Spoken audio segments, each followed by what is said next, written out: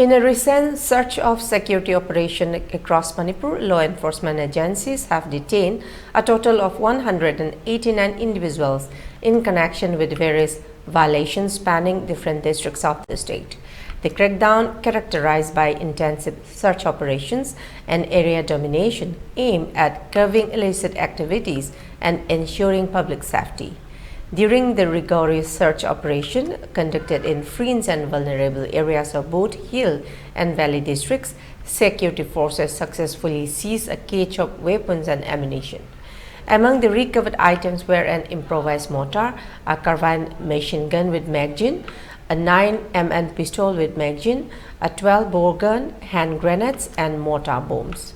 Additionally, live rounds and empty cases were confiscated from strategic locations including Singda Dam and Kharam Wi-Fi in Kangpokpi district.